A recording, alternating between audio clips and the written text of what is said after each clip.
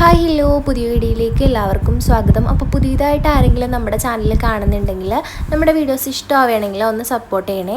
അപ്പോൾ ഇന്നത്തെ വീഡിയോ എന്താണെന്ന് വെച്ച് കഴിഞ്ഞാൽ ഇന്നത്തെ എൻ്റെ ഒരു ദിവസത്തെ ചെറിയൊരു വ്ളോഗാണ്.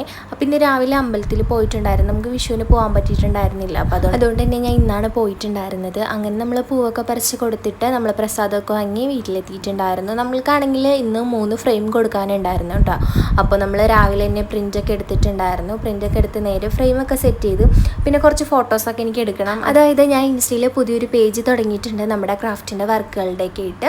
അപ്പോൾ അതിൻ്റെ ഫോട്ടോസും അതുപോലെ തന്നെ നമ്മൾ ഡെയിലി ഓഫറുകളും കാര്യങ്ങളൊക്കെ നമ്മുടെ ഇൻസ്റ്റാഗ്രാം പേജിലാണ് ഇടുന്നത്. അപ്പോൾ അതിലായിട്ട് കുറച്ച് ഫോട്ടോസൊക്കെ എടുത്തിട്ടുണ്ട്. അപ്പോൾ നിങ്ങൾക്ക് ആർക്കെങ്കിലും ഗിഫ്റ്റുകളോ എന്തെങ്കിലും വേണമെങ്കിൽ എന്നെയിട്ടൊന്ന് കോൺടാക്ട് ചെയ്താൽ മതി. ഞാൻ കമൻറ്റ് ബോക്സിൽ കോൺടാക്ട് ചെയ്യാനുള്ള നമ്പർ കൊടുത്തേക്കാം.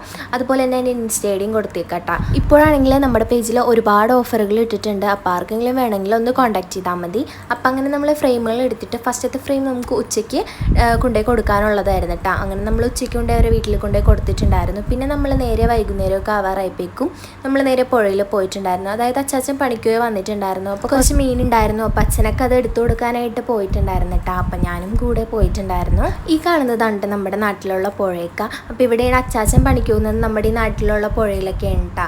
അപ്പോൾ ഇന്ന് വല്യമ്മയും വലിയച്ഛനൊക്കെ വന്നിട്ടുണ്ടായിരുന്നു. നമുക്കാണെങ്കിൽ നമ്മുടെ റിലേറ്റീവിൻ്റെ ഇന്നൊരു ഹൗസ് വാമിങ് ഉണ്ടായിരുന്നു കേട്ടോ. അപ്പോൾ നമുക്കാണെങ്കിൽ ഇന്ന് അവിടെ പോകണം. ഹൗസ് വാമിങ് അവിടെ പരിപാടി ഫംഗ്ഷനൊക്കെ വൈകുന്നേരം ഉണ്ടുള്ളത്.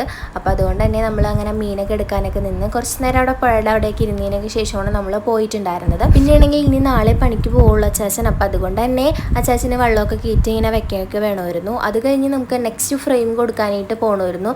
എനിക്ക് ആ ഫ്രെയിം അമ്മയുടെ അടുത്ത് കൊടുത്തു വിടണമായിരുന്നു. ഞാനത് വിട്ടു പോയിട്ടുണ്ടായിരുന്നു കേട്ടോ. അപ്പോൾ അതുകൊണ്ട് തന്നെ നമുക്ക് ആ ഫ്രെയിം കൊണ്ടുപോയി കൊടുക്കാനായിട്ട് വൈകുന്നേരം പോകണമായിരുന്നു. അപ്പോൾ അങ്ങനെ ഒരു 5 മണിയൊക്കെ കഴിഞ്ഞപ്പോഴേക്കും ഞാൻ ഫ്രെയിം കൊടുക്കാനായിട്ട് പോയിട്ടുണ്ടായിരുന്നു. പിന്നെ എനിക്കാണെങ്കിൽ മെറ്റീരിയൽ എടുക്കണമായിരുന്നു കേട്ടോ. അപ്പം ഞാൻ എന്ത് ചെയ്തു, മെറ്റീരിയൽ എടുക്കാൻ അമ്മയുടെ ഷോപ്പിൽ നിന്ന് തന്നെയാണ് മെറ്റീരിയൽ എടുക്കുന്നത്.